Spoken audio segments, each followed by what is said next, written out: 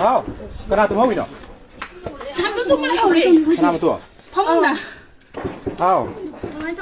Tụi hàng biên từ sao rồi? Sáng ngang cỡ, nó chết bèo rồi, bố cái bố nhau ra cả. Hao.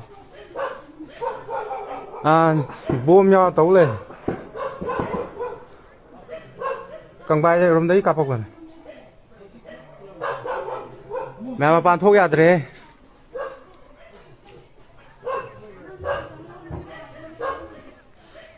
Ôi chơi cái tăng gì cái gì mi mẹ em cần tàu nó khôi bố chứ. Thôi. Sao cái xe đi phô xuống tới sáng ngang tê. Hầu như mẹ biết xe tôi vùng đồ gì nông mấy cái cảm giác xe đi phô xuống tới sáng ngang tê. Mẹ em xin không là cái gì bắt căn này tôi vùng đó.